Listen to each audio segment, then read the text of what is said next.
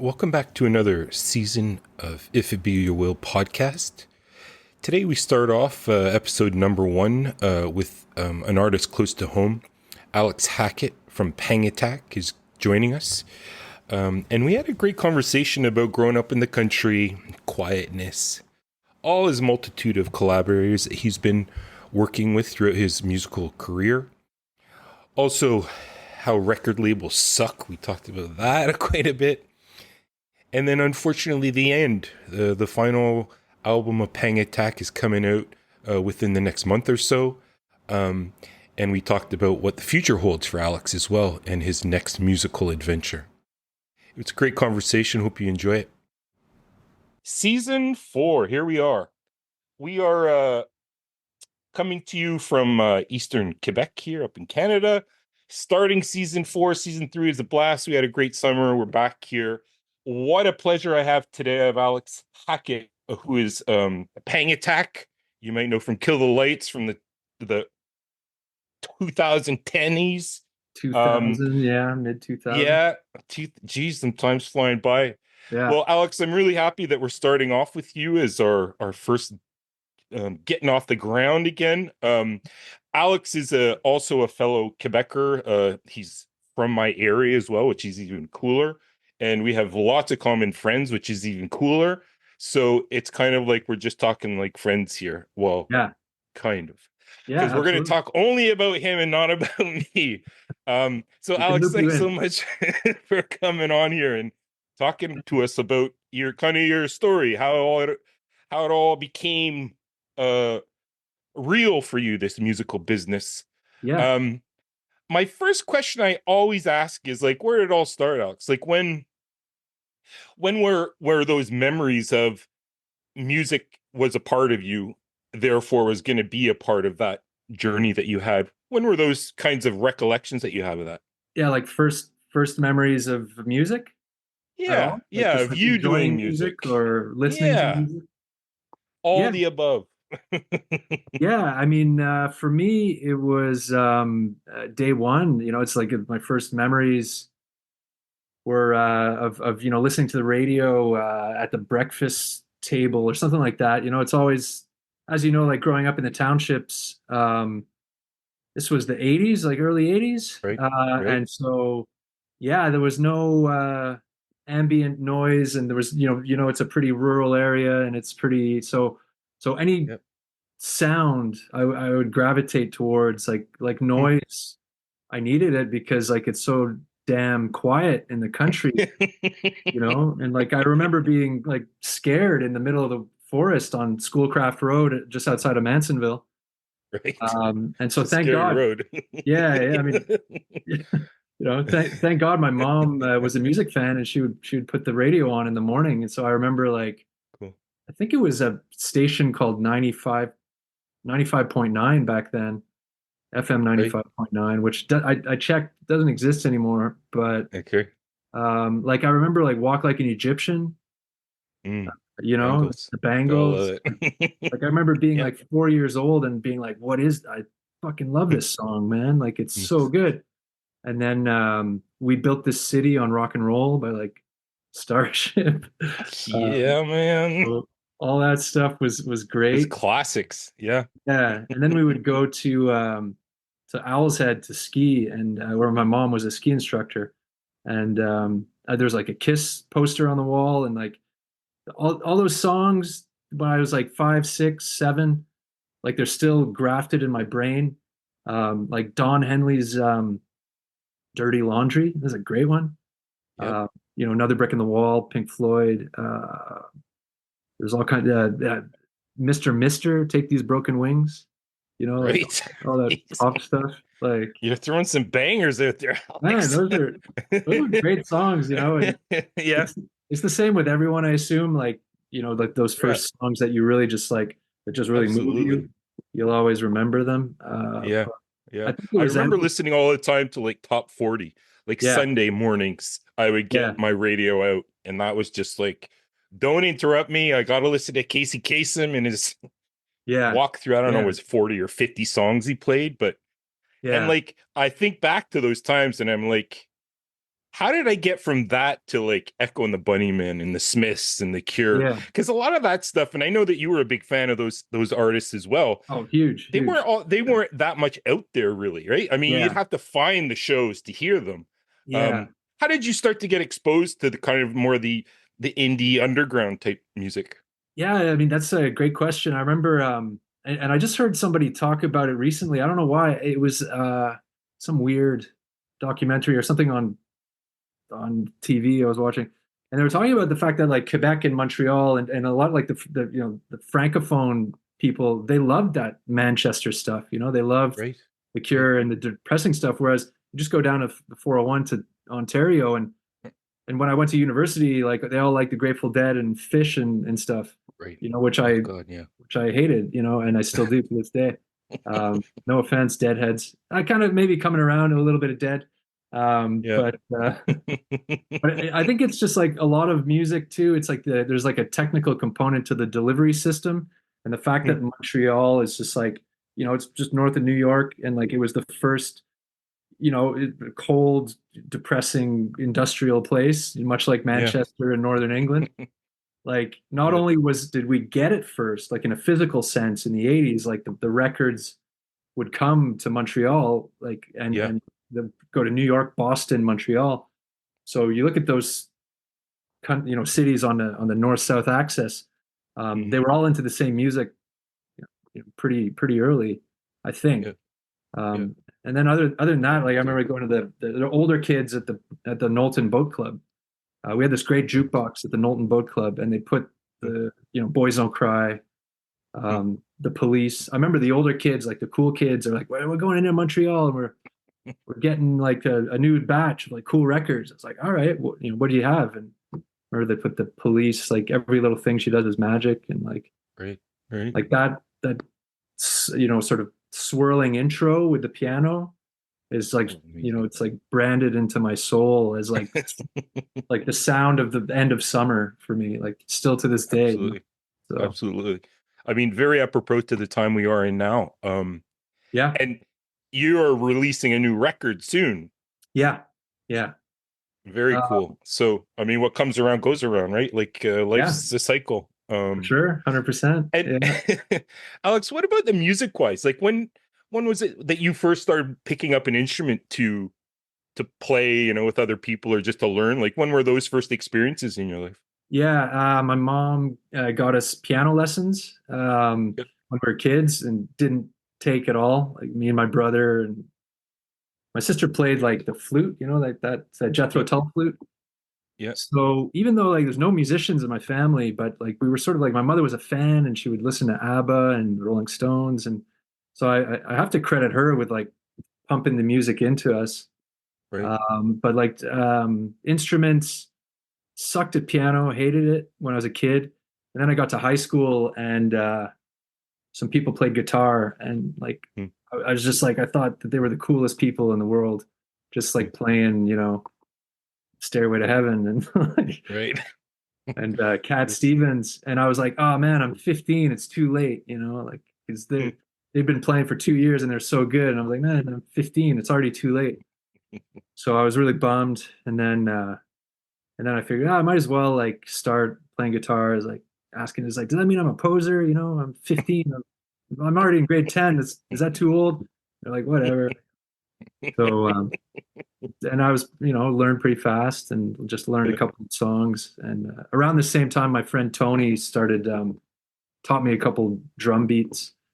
um, so I picked that up. That was weird, like I never knew I had a talent for it, but Mm, so yeah, I'm currently playing drums in Joe Yarmish's band TV Erased, right. which Right. features Joe from Soons and Alex Ortiz from We Are Wolves, and myself. Amazing. Love playing drums because it's just like you don't have to be a front man, you don't have to Right. engage with the audience, and you're just laying down the beats. And Right. after being the front man and Kill the Lights and Pang Attack, it's nice to just like, hey man, Right. know, You tell me guys where take to the load. go, and I'll just stop playing. Like you guys deal with all the booking and all that shit. So Yeah, yeah, yeah. No, yeah, that's cool. I mean, I love what you were saying too about all these collaborators, and you're well known for collaborating with so many different artists up here Yeah, in the north, but you started to expand this a bit. What is it about collaboration in you? Like what do you like about that? Like it's not only just with Joe, and like you yeah, collaborate with a ton of artists. Can you tell a little bit about like the yeah, gist behind your collaborations? yeah. I guess yeah. I mean, at first, trying to start a band, you obviously have to collaborate, Yep. and then if you're in a band long enough or too long, then that collaboration can get difficult, and like personal relationships are a huge part of Mm-hmm. the band. And hey, if you ever played in a band, like sometimes they break down, the bands break up, and blah blah blah. Mm-hmm. So it's that quote, whatever, it's like getting along is 80% of the battle or whatever. But Right. after the initial band experience with Kill the Lights, and then it's yeah, I don't know, it's just like you're just you're just expanding, and you realize, okay, if I play with this person, I mean, collaborating is just like you find out what you're made of, and you always Right. learn something. Right.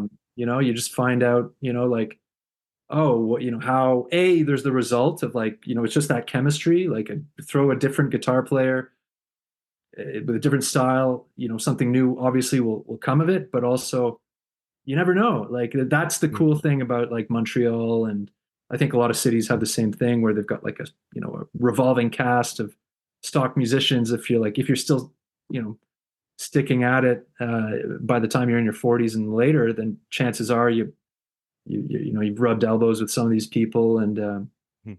just kind of curious about what if I take that ingredient and put it with that bassist. Mm-hmm. And Right. sometimes it's just like about hanging out. It's just like a good hang, and you like the person, and or the people. And so yeah, I mean, the collaboration with Peter Holmstrom, I think you Yeah. interviewed. Yeah. um, What was that like? I found that was so I yeah, love this track that just came out that you guys put out, yeah, the Sea of Eyes. I mean, it's a great yeah, video too. yeah, Um and he talked a little bit about your collaboration where you never really met, but I saw a yeah, picture not too long ago with the two of you together. Can you yeah, tell us about like that relationship and how it's going and how totally. it started? Yeah. Yeah, I mean, that was just like fell from the sky. For me, Mm. and it was a total pleasure and like a pleasant surprise. And I was just like, man, like musically, like so I met him for the first time, Peter from the Dandy Warhols. They played, I guess it was March, and we'd been Mm-hmm. back and forthing for like 4 Okay. years, and had a couple Zoom Uh-huh. calls Right. during COVID, and that's also like the nature of the modern music industry. You're like, oh, like you can make these albums without ever meeting, and just Exactly. It's record amazing, eh? It's just record like tracks. mind blowing how that happens. And Yeah, like he had heard something that you had recorded yeah, and yeah, then just reached out to you. Because yeah, that was all through Pete International Airport, right? yeah. So I guess Joe from Soons had Soon had put a video from Pang Attack's last album on their socials somewhere, and Mm. Pete had seen Soons in Portland when they were touring the West Coast, and I got a text from Joe. If you know Joe Yarmish, very deadpan. Mm-hmm. Like, Yep. hey, hey, Pete Holmstrom from the Dandy Warhols wants you to sing on his record. Call him. I was like, whatever, dude. Like, you know. And at that point, that was like 2000, and I don't know, 18 or 19, and I was going through Mm. one of those phases where you often have like postpartum downer after releasing an album, where you're like, oh, okay, well, that's it. Like, nobody cares anymore. Right. Like, Right. on to the All next done. one. That's right. Didn't All like that didn't effort and blow up. And schlepping and yeah, like like that, eh? It's like Rick Rubin didn't call, and I didn't get signed and tour China and Japan. All these right, fantasies right. which you always have. These Yeah. expectations. So I was at a period between. I was like, oh, feeling sorry for myself. I don't know if I'm gonna keep playing music, man. And it's like the Michael Corleone in The Godfather. Like they're like, you're like, I'm done. But then Peter goes, Oh, you keep bringing me back. And absolutely. I was like, wow. And he's like, you want to write some songs? And we chatted, and I was like, Hmm. hell yeah, man. Like that. so that was the collaboration I needed at that moment, like to Right. really, And just totally out of the blue, like not like, yeah, wow, that's and amazing. I paid my dues, so Sure. at the Sure. same time that I was like, wow, it's great. At the same time, I'm like, man, I've released like fucking 11 albums and, you know, Great. four different bands at that point. Great. Great. And so I'll take it, man. I was just like happy to, That's amazing. you know, And like how did that back and forth go? Like he would send you kind of an idea of what he wanted a song to be, or would he send you a yeah, complete song and was like, okay, I want you to do this on it? Or yeah. was he much more loosey goosey about it? He was super chill and super cash. And that was another pleasant surprise. I was like, man, this Right. dude is super cool, man. And, he's Yeah. super chill, like my Yeah. voice, like my lyrics, like Pang Attack, wanted to collaborate. And so he would just send demos. So Hmm. at first he's like, take this one, do this one, and if it all goes well, we'll do some more. I was like, cool. I hadn't been into a studio for a couple of years at that point, and I was just like, man, I was like really stressing, putting a lot of pressure on myself. I got to do a great job. Hmm. Um, Recorded some vocals with my buddy Ryan Battistuzzi, who's like a Montreal great producer, sound guy who does works with all kinds of bands, tours with all kinds of bands. Um, and yeah, it was just vocals. So at first Hmm. it was a demo, and then he set the demo, but he's like, that's going to be the length of it. Hmm. The finished product will be totally different. So, but once I got the vocals in, he liked them, and he's like, here, here's three Hmm. more. You want to do three more? Wow. And at first there was like Sea of Eyes was the one when he'd sent the three more. I was like, well, actually he sent the whole album, and I was like, I love that one, that Sea of Hmm. Eyes song, which to me sounded like a Cure track, like Yeah. pornography era or Yeah. Yeah. disintegration era Cure. It's a long song. It's like Yeah. 7 minutes and very like moody, atmospheric, like glacial. I was like, I love that Hmm. stuff. I was like, can I sing that one? He's like, no, man, somebody else is doing it. Because on his albums, he gets all kinds of singers. Right. Right. So, so on that album, Rachel Goswell from Slowdive was on that album. Right. And I'm Yes. like, how in the hell did I end up on an album with Rachel Goswell? I mean, I Hmm. could leave. I could pack it in now, and I'd be happy. Like, It's Slowdive, amazing though. one of my favorite bands. Yeah, And absolutely. she I still mean, has their an latest audio record line. too is like, I mean, they went dormant for years and then come out with this like, Yeah, there you've been my whole life. Thank God you came yeah, back. Just extraordinary. yeah, Um, I wanted to ask you too, like, what was the first song you ever wrote? Like, when did you get from, okay, I want to learn how to play the guitar yeah. to saying, why don't I try to write something? Yeah, Like, what was that transition? that happened really fast. It's like, I picked up a guitar and within 2 months I was like, oh, let me try, and I just like had these little Hmm. riffs. Yeah. And the first one, I was like, it was grade nine. It's like, you're in grade nine. Just like, I Right. was just like trying to pack like big words into it and like make it really deep, man. And, Right. like whatever. And then, oh yeah, and I was playing in my high school band. So it's like, shout out to Tom Peacock and Oliver Drake and Tony Girardi, Right. who were, well, I was just the singer in that band. And we wrote a couple bad songs. But you're No, no. 15. I mean, you can't really say Yeah. that if you're 15. Yeah, it's all a part of the portfolio. Yeah. I Yeah. mean, They're every great. song's the next step up, really. Yeah. And then That's cool. the writing with Kill the Lights was the Yann Geoffroy. And that's when we all moved in Toronto. It was like Right. 2003. So like 21 years ago. Yeesh. Yeah. Yeah. And You we just guys started got picked jamming. up by Maple Records, right? For the Yeah. first record. Eventually, unfortunately, Yeah. a bad label. Are they Yeah. still around? Sorry, guys. I don't think so. Man, like they fucked us. Uh, Yeah. but it's like one of those life lessons that you got to go through, and Right.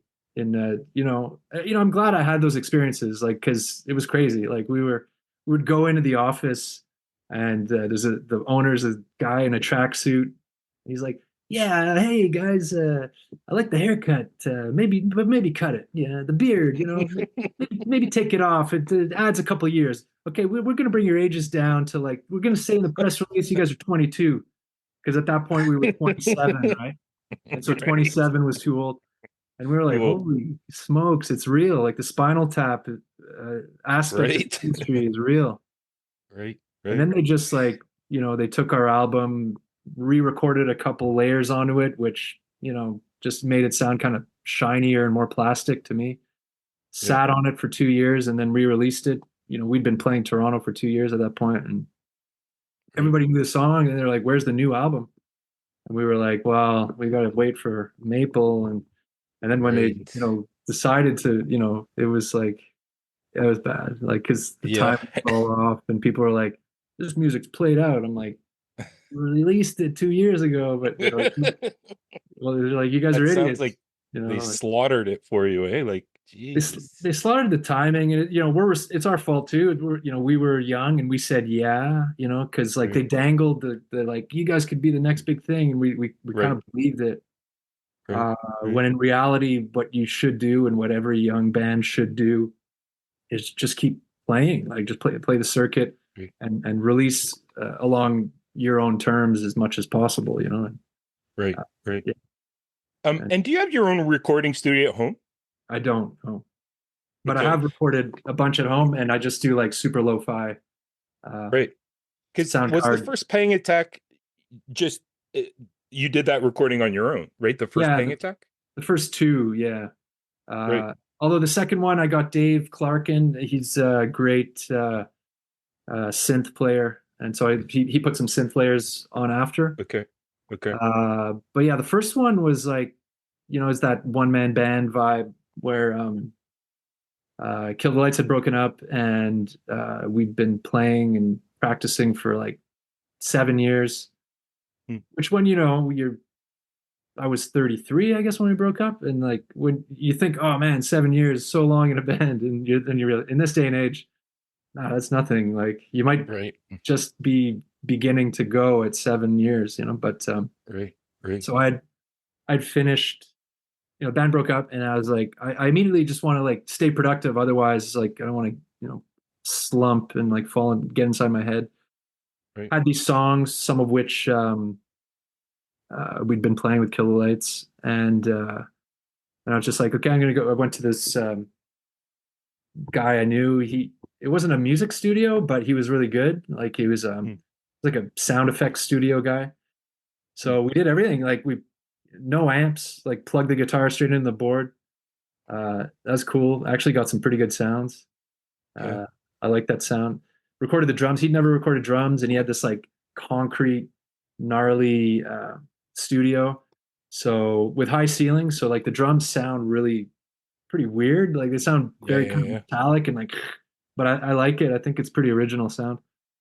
Yeah. Uh, and No, I then really like that first record. Like yeah, yeah, it's got such character to it. Like you can yeah, feel like it has that lo-fi aesthetic, but super, yeah, like sweet and yeah, smooth and super mellow. yeah. And that was It the remind yeah, yeah, that was the idea, like in terms of the identity of Hang Attack after Kill the Lights, which was so spastic and like yeah, super energetic and loud as fuck, and yeah, like the shows were like fast yeah, and we are post punking out, and it was just to like calm down and just like make everything as quiet and very shoegazy, like dream yeah, pop yeah, texture.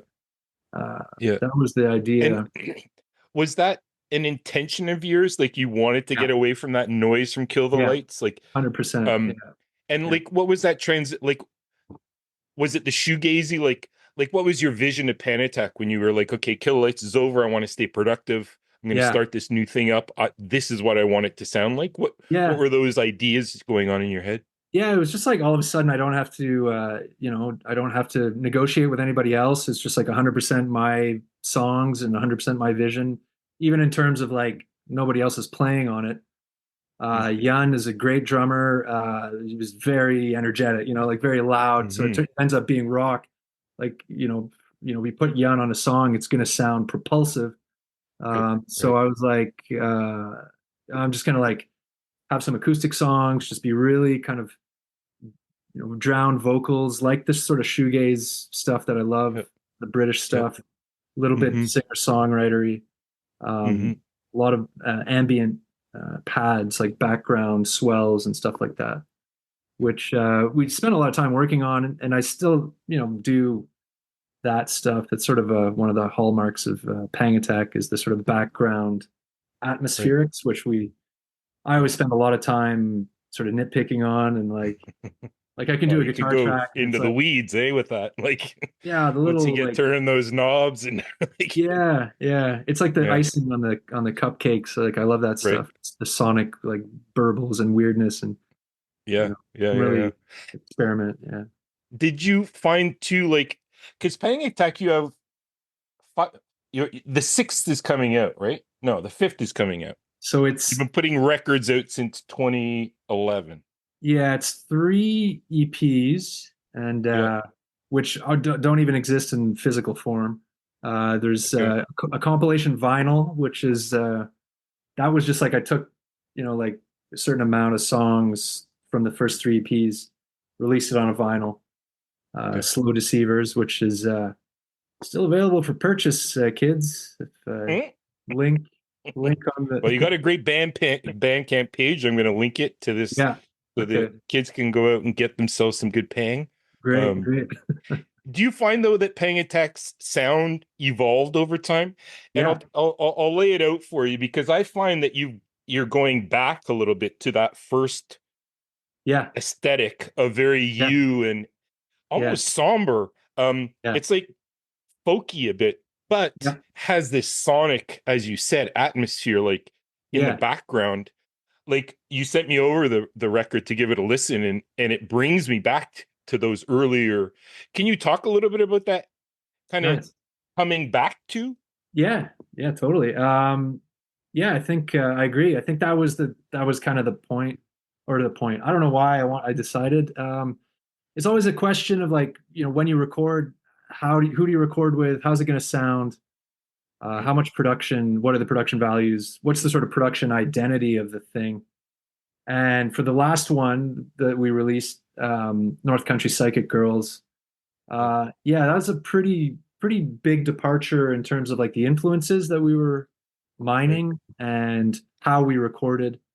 And we went back to Break Glass with Jace Lassick of the Besnard Lakes, great Right. band and great studio and great Mm, producer. But we wanted a bigger sound for that. So right. we had this sort of like Motown influence, like Motown psychedelia, Mm, uh, which is cool. Like and people either like that record or don't. And I like it, but it's true. It does sound different than it's like at the one. It's the most accessible in a way, and then yeah. the biggest departure. The production does sound more, I guess, mainstream, you could say. Yeah. Uh, but yeah, we really like brought Yeah. it Bigger production, sound, for sure. a Yeah, fuller sound. Not in the 100%. sense that it the other stuff doesn't have that fullness to it, Yeah, but there's less of an intimacy I found with yeah, that record, and it's more of a, like you said, like a get yeah, up on stage and play it out loud. yeah, yeah, for sure. But Alex, after that, you had an 8 year period between that record and the one that's coming out. Has it Like, been 8 years? Yeah, well, that came out in 2016 and it's yeah, 2024. yeah. So what the hell have you been doing? No, I Well, mean, we what had happened COVID. with, right, right, Yeah, we true, went through. Jan had a bunch of kids. Dave true. had had kids, which hey, that's the Life appropriate happens, man. priority is kids, not the band. Yeah, I had a Yeah, bit of a, like I mentioned, a sort of postpartum downer, which tends to right. happen. Uh, After that record in particular, what yeah, after was that it more record, yeah, so? Yeah, I guess maybe more so because we're like, like this one is gonna, you know, this will be the, this one is gonna go right, far, it's gonna get picked right, up. right. But and then it was COVID, and then we're like, oh shit. And then I Yeah, started playing with TV Erased as a drummer. right, right. So Again, another really cool outfit, that one. yeah, yeah, Very fun. it's Very great. fun. And that's fun to go back Yeah. to as a drummer and just rip and just make noise. And it's like, It's loud, and it's Amazing. like, I don't even know if kids like that kind of music anymore. Like I don't we're know. playing in Sutton on October 24th, so it's loud, and we're gonna, it's the kind of band that Blow blows the people's roof. faces off. Yeah. Right on. Well, you'll probably get complaints from the neighbors in the back because Hey, as long as we finish our set, if you I'm can do if you can do that, you're loud. yeah, yeah. And Uh, how did the songs from the latest album, how did they come to be? Were those written throughout that kind of pause phase for Pang yeah, Attack? Is that when you did all of those songs? yeah. Good question. Most of them, yeah. I think Okay. Lowborn Man, the first one, it's just a bass riff and the string riff that I Right. had sort of just been in my head for years, and I was like, Mm. and it just was driving me crazy because it was just locked in my brain, and it's just like that. There's a pretty simple melodic line in the bass, but then add the some chromatic runs and the do do do do do do do. Like I Right. had a lot of Right. fun playing the bass on that. That's But cool. It's a that great song. thanks, yeah, that minor scale bass riff mixed with the string line over top. It's just like those two had gotten like locked in my head, and I just like, you know, often happens to me. I'm just walking around the city, and it's just like I I think that's a good sign usually. Where you're like, okay, that riff, Right. if it's in your head so long, like you have to Yeah. exercise it, like get it out. Absolutely. And so Particularly when it's overlaying with another, right? Like yeah, it's not just yeah, one yeah, line, it's like two fusing together. Yeah, you got to yeah. get that down I on kind of tape. I kind of stuck to the North Country like the previous album Right. aesthetic. I knew I wanted to be like a low crooner, like Nick Yeah. Cavey sort of Yeah. vibe, and so we got real strings on it. Ty Yeah. Newton, who's a great violinist who did all the strings, uh, was part of the string quartet that did the strings Okay. on the North Country album, and I love it. Like how it turned out, it was great. Yann played drums on that, and then we got Mhm. strings, and I played most. Dave played keys. Okay. Um, Joe Yarmish played bass on I think most of the other full band songs on the new album. Yeah. Um, Yeah. but yeah, So there is a split, eh? Like you yeah, do have band songs and then you have songs that yeah, you just put together. pretty much, yeah. Yeah. That's there's a couple really somber, like you said, like sort of folky tracks at the Yeah. end. Yeah. And yeah, so there's Yeah, like, they're cool. yeah, thanks, man. It shows your portfolio is massive. And you Thanks. continue to amaze me. I love All listening to your right. stuff, and Thanks, I man. love the collaborations that have been going on. Um, and I am just so happy to talk to you about all this. Like, Oh, what a cool happy to be chat, here. man. Like, Thanks, man. this has been really fun. My last kind of bring things to a close here, Alex, is like what's the road of 2024 look like for Pang and on, like, and beyond? What's you have the Yeah. new record coming out, and like what are you gonna do with it? Well, I guess the future's not so bright for Pang Oh, because we're saying this is the last album in that uh, oh, in that okay. configuration. We've got, I have an album of B-sides kicking around, and it's like some of it's pretty good, weird, super Yep, lo-fi. yep, So maybe we'll release that in a while. I hope to play a few shows, and then uh, I think I think that'll be it. It's been 13 years of mm, Pang Attack, and you know, right, Yun right, has kids, and Dave has kids, and yeah, I think like I felt like I've mined the influences that I've wanted to, and just for that, this aesthetic, yeah, just for a fresh start. So if there's, you know, there probably will be more songs, and like I can't stop writing them really. Like, right, exactly, exactly. but But it'll it'll be probably a just be like, different incarnation or a yeah, different yeah, setup or a different mindset coming in. yeah, maybe just like the Alex Hackett or some Uh, new band with a weird name. So well, keep on collaborating, yeah, keep man. on writing. I mean, I'm Absolutely. super excited about this new record for you. Thanks, man. Go out there and show it to the world. It deserves being shown. It's All right. definitely a great cohesive set of songs put together. Amazing. And this has been a real pleasure, man. I'm glad that we've never really had this conversation yet. We've talked many, many times. So Mhm. I'm glad I pinned you down. And this has been a great first episode. So thank you for hopping on and sharing your story. Thank you so much for having me, man. Awesome.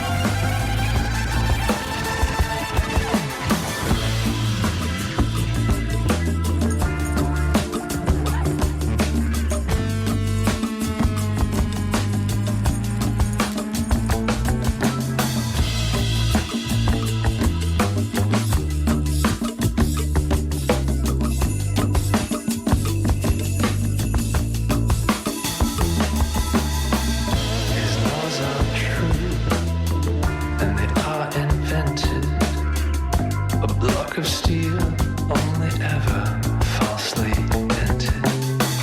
2 drops of blood, like a whisper in the river. A power blooms, but it never will get bigger. Those on the ground, they storm the tower. Dream of gold every day till their minds turn sour.